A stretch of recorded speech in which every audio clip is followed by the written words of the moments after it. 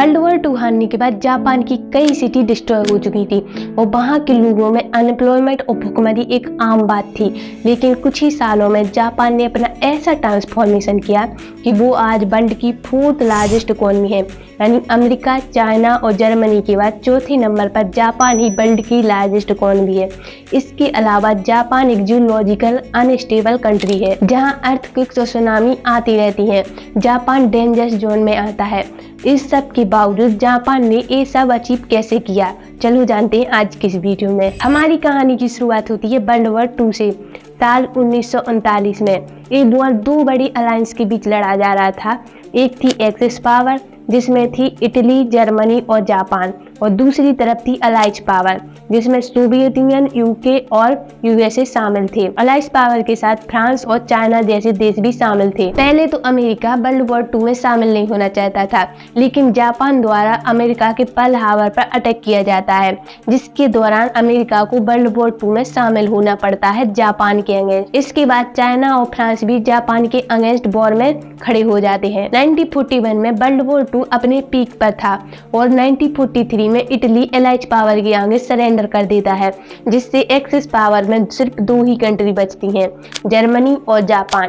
जल्द ही यानी 30 अप्रैल 1945 को हिटलर सुसाइड कर लेता है, जिसके बाद जर्मनी भी अलाइज पावर के आगे सरेंडर कर देती है और एक्सिस पावर में सिर्फ बचता है जापान, जो इतने लॉसेस के बाद भी सरेंडर नहीं कर रहा था। इसलिए अमेरिका 6 अगस्त और 9 अगस्त को हिरोशिमा और नागासाकी पर एटम बम फेंक देता है, लिटिल बॉय और फैटमैन। और दूसरी तरफ से सोवियत यूनियन भी जापान के ऊपर अटैक कर देता है, जिससे जापान के जो एम्पायर थे वो अनकंडीशनल सरेंडर करते हैं अलाइज पावर के सामने। इस वॉर के बाद 19 मिलियन जापानीज लोग मारे जाते हैं और कई सिटी और डिस्ट्रॉय हो जाती हैं।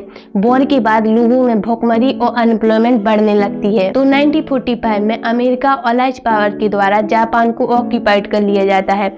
इसलिए जापानीज रिकवरी की शुरुआती सालों में अमेरिका काफी मदद करता है जापान की। इसी बीच सोवियत यूनियन और यूएसए के बीच कोल्ड वॉर शुरू हो गया और अमेरिका ने साउथ ईस्ट एशिया में कम्युनिस्ट को रोकने के लिए जापान को स्ट्रेटेजिकली देखा और इसे फाइनेंशियल और पॉलिटिकल सपोर्ट दिया। जापान ने लैंड रिफॉर्म करके जमीन को लैंडलॉर्ड से फार्मर्स में रिडिस्ट्रीब्यूट किया, जिससे पॉवर्टी कम हुई और रूरल प्रोडक्टिविटी बूस्ट हुई। और गवर्नमेंट ने स्टील, शिप बिल्डिंग और इलेक्ट्रॉनिक जैसी इंडस्ट्री को बढ़ावा दिया। जापान ने एक्सपोर्ट को प्रायोरिटी दी और ऑटोमोबाइल्स, इलेक्ट्रॉनिक और टेक्सटाइल जैसे गुड प्रोड्यूस किए, जो ग्लोबल लेवल पर जाकर पॉपुलर हो गए।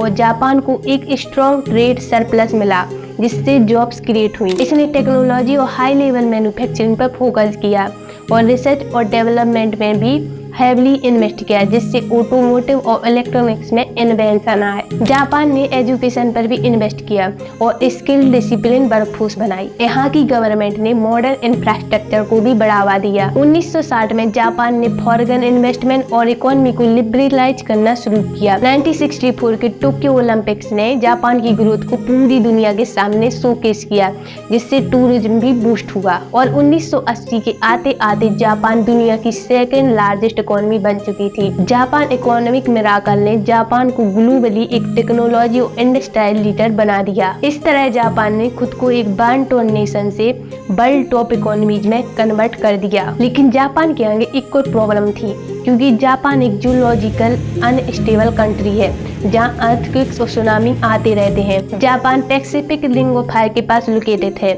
जहां पर कई टेक्टोनिक प्लेट्स मिलती हैं, जिसके कारण यहाँ अर्थक्वेक, सुनामी का खतरा बना रहता है।